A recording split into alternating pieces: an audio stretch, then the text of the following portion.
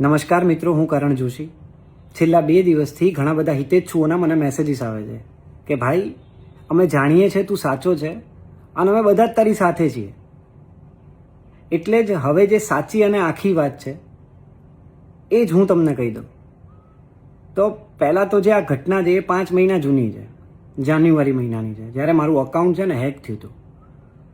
ત્યારે મારા અકાઉન્ટમાંથી ઘણા બધા લોકોને મેસેજીસ ગયા હતા, મારા મિત્રોને પણ ગયા હતા. કોઈની સાથે પૈસાની માંગણી થઈ હતી, કોઈની સાથે કામ રિલેટેડ વાતો થઈ હતી અને કોઈને અયોગ્ય મેસેજીસ થઈ ગયા હતા. હવે આ સંબંધિત બેનને પણ અયોગ્ય મેસેજીસ ગયા હતા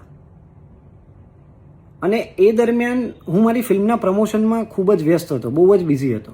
મારા અકાઉન્ટમાં શું એક્ટિવિટી થાય છે એનો મને કોઈ આઈડિયા જ નહોતો.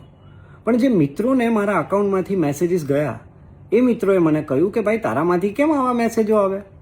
ત્યારે મને ખબર પડી, એ લોકોએ મને ઇન્ફોર્મ કર્યું ત્યારે મને ખબર પડી કે મારું અકાઉન્ટ હેક થયું છે. અને મેં ત્યારે જ એ જ સમયે તાત્કાલિક ધોરણે મારા ઇન્સ્ટાગ્રામ પેજ ઉપર આ માહિતી જાહેરમાં શેર કરી કે ભાઈ, મારું અકાઉન્ટ હેક થયું છે. તો કોઈ પણ મેસેજીસ આવે, કોઈ પણ પૈસાની વાત હોય, કામ રિલેટેડ વાત હોય તો એ રિસ્પોન્ડ ના કરવો જ્યાં સુધી હું રિકવર ના કરું ત્યાં સુધી.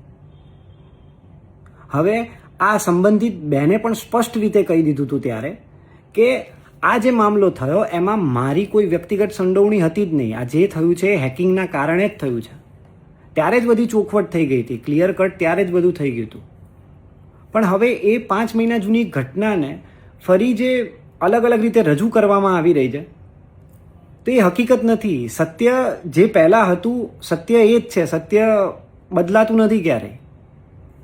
અને મારું ખાલી કહેવું એટલું જ છે કે કોઈ પણ ઓપિનિયન બનાવતા પહેલાં હકીકત શું છે ને પહેલાં જાણી લો. ઇન્સ્ટાગ્રામને કાયદો સમજીને ફાયદો ઉઠાવવામાં આવતો હોય ને એવું બધું મને અત્યારે લાગી રહ્યું છે. આ ના થવું જોઈએ, આ ખોટું છે. અને દરેક સ્ત્રી સન્માનને પાત્ર છે, દરેક સ્ત્રીનો આદર કરવો એ આપણા બધાના સંસ્કારનો ભાગ છે. મને સાચું શું છે ને એના ઉપર વિશ્વાસ છે બસ. અને આ વિડીયો બનાવવાનો માત્ર હેતુ એટલો જ છે કે તમારા બધા સુધી સાચું પહોંચે. Thank you so much. જય દ્વારકાધીશ.